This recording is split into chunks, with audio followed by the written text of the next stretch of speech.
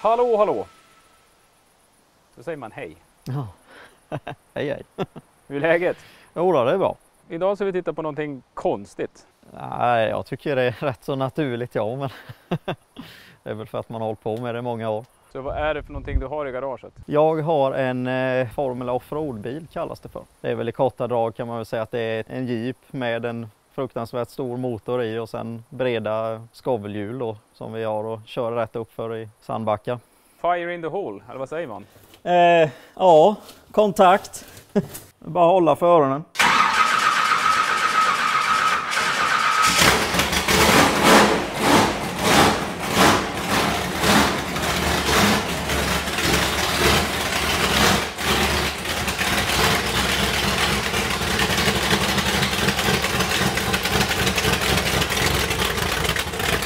Den här bilen byggdes ju egentligen för ganska länge sedan. Jag tror han är 19 år gammal nu. Det är inte jag som har byggt den här.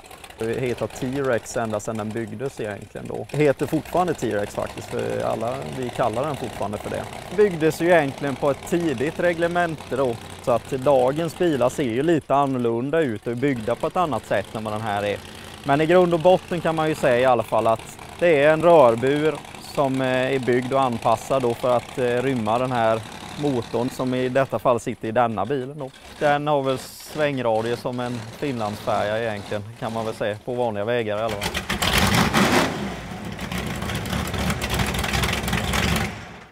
Ja, där gick mina trumhinnor kan jag säga. Helskotta vad den låter. Ja, han går gött. Men man kan säga att det är bara ett rörramschassi det här då, för det är ingen bil i grund och botten, eller? Och den här är faktiskt baserad på en bil från början. Så att ramen som man kan skymta här under alla rören då, den är ju egentligen från en, om jag inte minns helt fel, en Range Rover från början då. Fast den är ju så kraftigt modifierad så det är nog knappt så man kan se att det är från en Range Rover. Men de tidiga reglerna så pratade man om att det var tvunget att vara ifrån en bil från början då. Dagens regler så, nej, då är det bara att knåda ihop något med lite rör. Det är inte så komplicerat så sett. Det finns ju två klasser egentligen i formulan. Det finns en klass som heter Modified och sen finns det en klass som heter Unlimited då. Och skillnaderna är egentligen väldigt små. Det som skiljer i största drag kan man säga då, för att inte göra det komplicerat då, det är egentligen vad det är för däck vi kör med. I Unlimited då som den här går i, där kör vi ju då med den här typen av skovelhjul som vi har här då. Till exempel.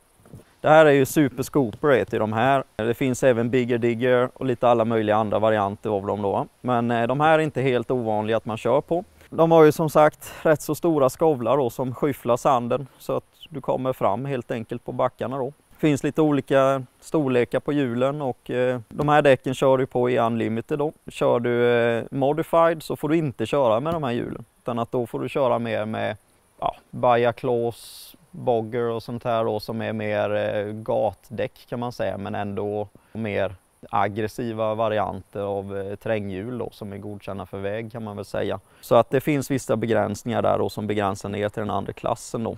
Och sen är det väl egentligen att Modified-klassen så ska väl bilen likna ett serieproducerat fordon.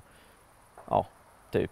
Så den här hade ju egentligen kunnat gått som den klassen med då, i och med att vi har ju ändå en Willys liknande front på den. Kollar man i Unlimited-klassen så kan de se ut precis hur som helst, bilarna liksom. Det kan vara lite, ja, det kan vara en rörhög som du bara har lite täckplåtar på. Det behöver inte ens likna någonting i bilväg liksom så här, som du kan känna igen från gatan då. Men det var enorma hjul det där. Ja, de här är ändå inte de värsta liksom. Det finns ju modellen ännu grövre skovlar som man kan ha då, så att säga. Vi laborerar alltid lite grann beroende på vad för typ av hjul vi ska köra med, så att säga. En del sätter ju oftast den här kanske lite lindrigare varianten bak, de aggressivare fram. Jag har kört den uppsättningen och gillar den uppsättningen och köra de grövre, aggressivare skovlarna fram då, för att jag tycker att bilen svänger mycket bättre. Medan andra kanske gör tvärtom och sätter de aggressiva bak och sätter såna här och kör fram då. Så det finns lite olika kombinationer på det där, och det är väl... De ser ju ut som typ Formel 1-hjul med skovlar på. Ja, i grund och botten så är det här Dragster Slicks liksom som är använda då, som de har vulkat på nya skovlar på. Så de här specialbeställs från USA. Det är väl enda stället jag vet där de görs i alla fall, för det finns nog inte jättestor marknad för att. Det känns som att de här är jättedyra. Ja, allt är ju relativt va. Ja, säg 10 000 kronor däcket ungefär kanske. Helskotta, 10 lax per däck. Ja, jag skulle säga det att order de hemma i Sverige. Det här är en dyr hobby, men så är det ju. Vi kör ju alltid fulldiffat i de här. Konstant hela tiden. Så det sitter ju spolar både fram och bak. Hydraulisk styrning. Vi kör ju orbitroller på de här då. Det här är ju typ samma teknik som traktorer använder då. Ja, precis. Så att det sitter egentligen bara en hydraulkolv här. En dubbelverkande då. Ja, det är så enkelt att du sätter en arm ut till varje hjul och sen har du en hydraulpump som motorn driver. Och sen har du en krets då som går till ratten då. Och så har du en så kallad orbitrol som sitter till ratten. Och det är egentligen en ventil då som reagerar på när du svänger på ratten, så skickar han ju oljan åt ena eller andra hållet då. Ratten kan ju egentligen hamna lite som i en traktor, den kan hamna liksom vad som helst så här. Fördelarna med ett sånt här helhydrauliskt system är att du blir ju fruktansvärt stark. Du har ju ingen känsla i ratten. Svänger du så svänger det liksom, och det är ingenting som säger ifrån. Orkar bara hydrauliken så svänger det. Fördelen är också den att kör du på någonting, du kör på en sten eller någonting, så slipper du liksom att det slår i ratten eller någonting så här. Liksom, utan att det går nog hellre sönder någonting. Styrstag eller något liknande, länkhuven eller någonting annat knäcks snarare än att det skulle bli någonting annat då. Ytterändarna här är ju bytta då. De är ju betydligt stöddigare än vad som är original, och det är för att det ska orka med och hoppa och landa hårt utan att det knäcker dem fullständigt då. Drivknutarna, ytterändarna är bytta till 35 splines så att det är lite kraftigare grejer också så att det ska hålla med. Det är påsvetsat styrstopp runt om på han med. Det är också en orsak till att han svänger ganska dåligt, men det är just av den anledningen för att det ska hålla bättre. För svänger du för kraftigt så knäcker du knutarna. Vi ska se om jag reder ut och lyfter den här själv här. Det är ju glasfiber det här. Men det ska gå bra. Så här sitter ju härligheten. Det var en rejäl pjäs, hör du? Normalt så står man ju liksom och tittar ner. Här är grejerna så jävla högt upp. Ja, precis. Men vad sitter det för motor i den här då? Sitter faktiskt samma motor som det satt i när han byggdes då för 19 år sedan. Det sitter en skiva 454, en Big Block, som Appelgren har byggt en gång i tiden. Han är ju en känd motorrenoverare i Sverige. Inte jättemycket gjord med egentligen då, men det sitter ett Motec-insprut och sen är det en customiserad kam, det sitter rektangulärtoppar på han. Ja, och sen är ju allting filat och putsat lite här och var och borrat block och ja, sen har ju motorn varit renoverad ett par gånger då sedan den byggdes då för ett gäng år sedan där. Skulle inte säga att den har nog inte gått så där jävla många timmar, men lite genomgång och lite modifierad då och då så här, så att i dagsläget så är han bänkad till 800 hästar då, varav 200 i gas. Herregud. Det är väl kanske i minsta laget för dagens bilar. Många ligger runt 1000 hästar uppåt idag egentligen, skulle jag säga. 1000-1200 hästar där någonstans. Efter motorn så sitter det en Cheva 400-låda som även den då är helt genomgången för att orka med effekten i motorn då. Det sitter ingen shift kit eller någonting i den här då, utan att han växlar som vilken automat som helst då egentligen. Så att, hur många växlar det är på sån här? 3. Får han i tredje växeln då går det gräsligt fort. På sin höjd skickar han i 2:an, men redan då går det grymt fort alltså. Så att får man väl i 3:an då går det väldigt fort. Det är en ganska så elak kam i den här rackaren. Varvstoppet ligger på 7600 varv och han börjar dra någonstans vid uppskattningsvis 2-2 500 börjar han gå redigt och verkligen dra på då.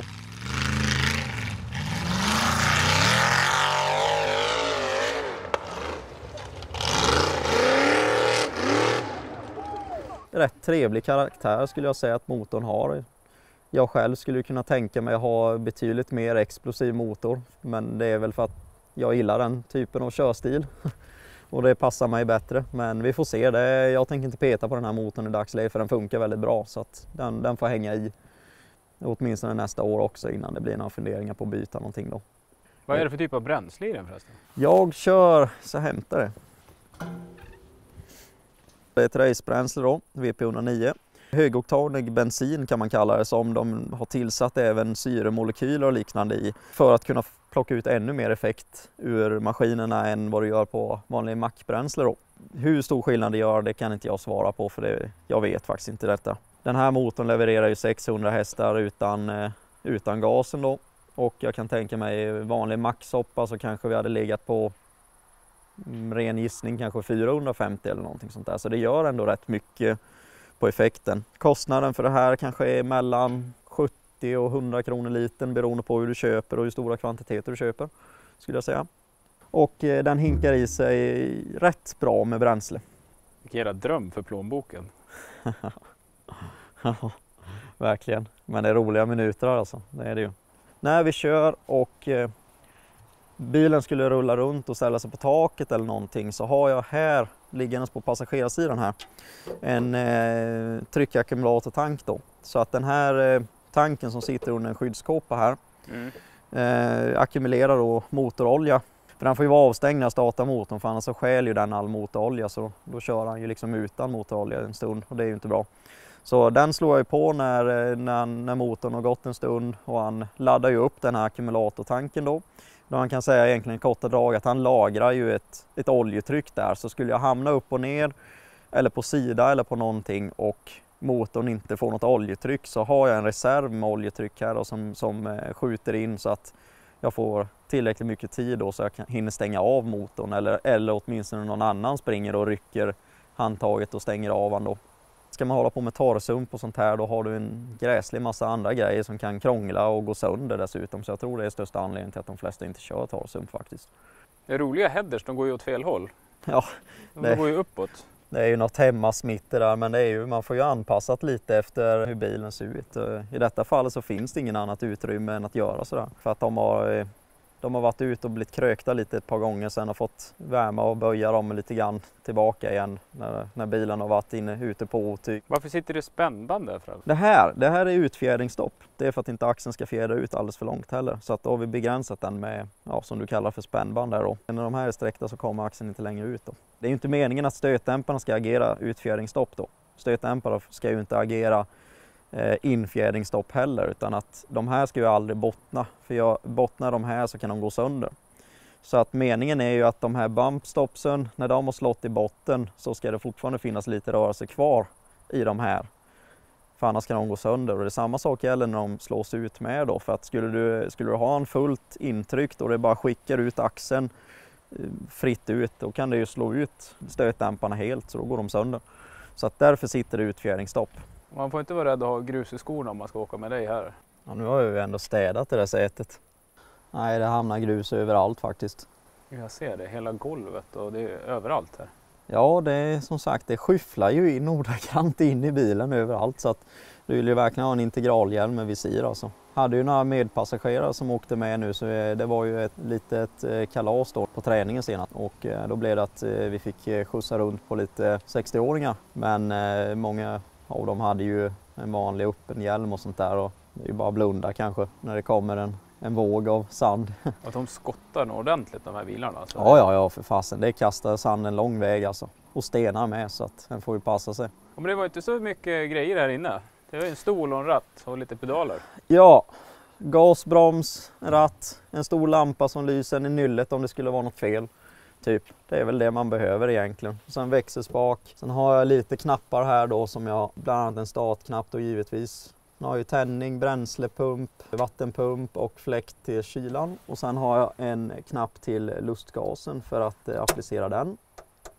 En purge-ventil då för att pysa ut lite lustgas som sagt. Knapp till värmare som sitter till tuben. Det är väl pretty much it. Men det är 4-punktsbälte i den här eller? 6-punkt. Ja, man sitter väldigt fast gör man. Det måste man göra, för annars skadar man ju sig givetvis. Så att det är ju, stolarna blir ju lite personligt byggda med. Den här är ju anpassad för mig nu, så att någon som är en decimeter längre än mig kan inte hoppa in och köra den här bilen, för att då hamnar bälten och allting fel. Den personen kan ju teoretiskt sett skada sig istället då. Så att man måste anpassa allting efter vem som ska sitta i och köra. Här bak sitter ju lite utrustning till bilen monterad. Har en fuel cell som sitter här monterad på ungefär 15 liter. Lustgastuben sitter monterad här med värmemattan. Kylan bakmonterad också. Den sitter mest skyddad där bak då. Sitter oljekyl och lite annat sånt här med här borta då till hydrauliken på den. Här ser man ju lite bättre också hur fjädringen är uppbyggd på den här bilen. Den har ju ett krängningshämmarstag som sitter här. Den här då. Sen har vi kvävgasdämpare som sitter. Sen här har vi även också bumpstopp som det heter. Det har ju också kommit som, det sitter ju heller inte på de första bilarna givetvis, det har kommit på de senaste åren. Och det är också ett infjädringsstopp kan man säga, så att de här fungerar som en liten stötdämpare då, så att när du hoppar riktigt högt och de här används så att säga, så då har du flugit rätt så högt upp. Så är det här den sista lösningen istället för att det ska bli ett tvärnit när det når botten då. Men det måste ju kännas i kroppen och fruktansvärt ändå. Nej, alltså jag tycker inte det. Jag har nog ändå frestat den här lite grann med vad man kan göra i alla fall. Och jag skulle säga att jag hade inte varit rädd för att hoppa betydligt mycket högre med den här bilen. Men allting handlar ju om hur du landar också. Liksom, landar du på alla 4 hjulen så har du de bästa förutsättningarna för att kunna hoppa riktigt högt. Landar du på ett framhjul så är det kanske inte så jävla roligt. Så att allting handlar ju lite om hur du kommer och hur du landar. Och landar man bara på hjulen i alla fall så brukar det re ut sig rätt så bra. Hur ofta får man köra då? Det går inte jättemånga tävlingar per år. Det finns ju inte jättemånga bilar i Sverige då. Vi är ju inte många som kör där i Sverige, utan det är fler bilar i Norge då. Det måste ju i alla fall bli en 5-6 bilar minst om det ska vara lönt att ha en tävling. Sverige har vi oftast 2-3 tävlingar kanske på ett år.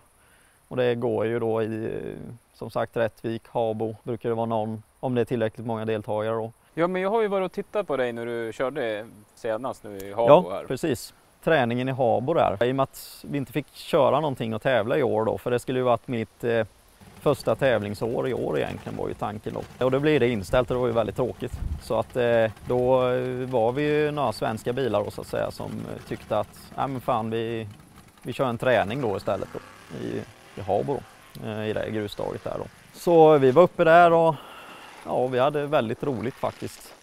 Nästan så vi skulle vilja köra en gång till innan det blev vinter, men det får vi se hur det blir med det. Men man tävlar, är det bara rakt upp i en grusgrop eller är det slalombana eller hur funkar det? Det funkar så här att enkelt förklarat kan man väl säga att det är som när du kör slalom fast du kör upp för istället kan man väl säga. För oftast är det ju meningen att du ska ta dig upp i grusdaget då. Och då kör du igenom portar då, eller vad man ska kalla det då. Där det sitter ofta som 2 markeringar då som du ska köra emellan då. Det är ett poängsystem då som du kör på. Maximala poängen som du kan få då på en fullt avklarad bana då så att säga är 350 poäng. Och därifrån sen så kan du ju bara få avdrag då beroende på om du klarar hela banan eller om du måste backa eller om du berör en utav markeringarna. Eller kör ner dem helt enkelt kan ju också vara. Det finns lite olika sätt att få avdrag då så att säga. De större tävlingarna så brukar de ju till och med köra upp med grävmaskin och gräva lite liksom för det ska bli lite utmaning på vissa ställen och sånt där. Gräver de lite gropar och sånt annat som man måste ner och upp och vända och sånt där. Och så sätter de gärna portarna på knöliga ställen och sånt där med, som man måste ta sig upp på. Banorna går ganska fort men det är rätt mycket effekt i bilarna och det är rätt bra fäste i hjulen. Det är ju bara att sladda runt banan och ta sig i mål så att det är oftast över ganska fort det är det. Nu har ju inte vi sådär grymt stora backar och sånt i Sverige liksom, så att banorna blir ju oftast inte sådär jättelånga. Som i Norge där har vi liksom betydligt mycket större backar att köra i än vad som finns här. Så att där blir banorna lite längre men generellt en halv minut är väl på sin höjd kanske så länge som man kör. Sen har man ju oftast antingen rullat eller avbrutit av någon anledning eller tagit sig i mål.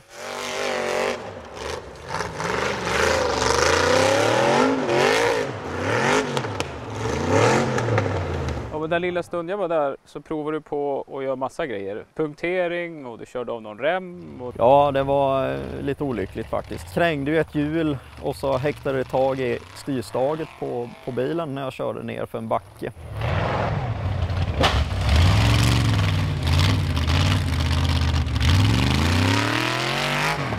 Vilket resulterade i att det slet sönder hela hjulet. Det var ju lite otur faktiskt. Man får ju lära sig av det och bygga om att på bilen så det inte kan hända igen då. Och sen gick ju remmen till hydrauliken och allting på bilen så att jag tappade styrningen där det sista då. Då var det slutkört för min del där. Hjulen gick ju att fixa liksom, nu fick vi ta reservhjul så att säga och köra på. Men hydrauliken, jag hade inte med mig någon reservrem vid det tillfället. De låg faktiskt hemma för jag tänkte de går ju inte sönder den här gången när vi bara ska köra lite grann. Men det var egentligen färdigkört den dagen så att det var ganska lugnt. Det var det som krokade i styrstaget där då. Ja, här fläkte det ju upp en rejäl bit. Här ser du också att det är inte mycket gummi i de här hjulen. Det är inte mer än 3 mm, så det är en liten tunn väv bara och lite gummi, så att det är inte mycket material i de här, så de är ganska lätta hjulen också. Så de väger inte speciellt mycket. Jag skulle säga att fälgen väger mer än vad däcket gör. Det här är ju bortom lagning det här hjulet, så att det här är ju egentligen bara kassera. Silvertejp. Ja, eller hur? När man kör där, finns det ingen spärr i huvudet att man ska ta det lite lugnt? Det finns rätt många som har de spärrarna. Jag tillhör inte en av dem. Ja, jag märkte det. Jag är inte höjdrädd eller någonting, så att, och jag är inte farträdd heller, så att jag tycker det är bara att köra. Man sitter ju säkert i en sån här bil, relativt säkert kan väl tilläggas i alla fall. Så att det är bara att gasa och kan gå snett liksom. Jag kan tänka på 100 anledningar kan jag säga. Jag tror inte folk riktigt fattar hur snabbt de går. Du hade ju någon annan kompis där som körde sin bil. Erik körde ju där i grusgropen då och provade ut den, för han hade precis fått i sin nya motor i den där bilen då. Så att han provkörde den där också lite. Ja, det gick undan.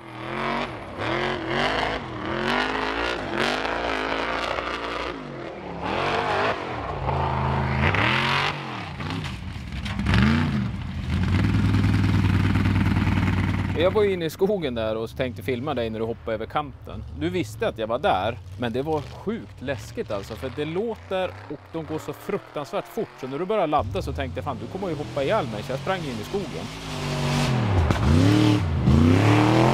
Nu är väl min maskin en av de maskinerna som låter mest med kanske. Det är lite hur man vinklar ljudet med, för jag ska bygga om avgassystem på den här och försöka vinkla ljudet mer ner i backen då. I dagsläget så skjuter han ljudet rätt ut åt sidorna. Det påverkar ju givetvis väldigt mycket ljudet också. Så kan man skjuta rätt ner i backen istället. Sånt här så kan man ju kväva ljudet lite mer.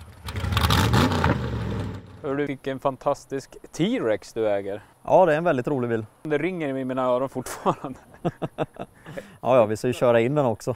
Ja, är fruktansvärt högljudd är den. Men jag kommer gärna tillbaka nästa säsong när du ska tävla lite grann och titta lite mer på det. Ja, men det tycker jag. Det vore ju kul om du hängde med till Norge med och fick se de riktiga backarna när vi kör. Och då blir det ju förmodligen min riktiga debut där uppe också. Hålla utkik på det då. Tusen tack för att du tog och visade upp T-Rexen. Ja. På återseende Tobbe. Tack så mycket. Ja, hej hej.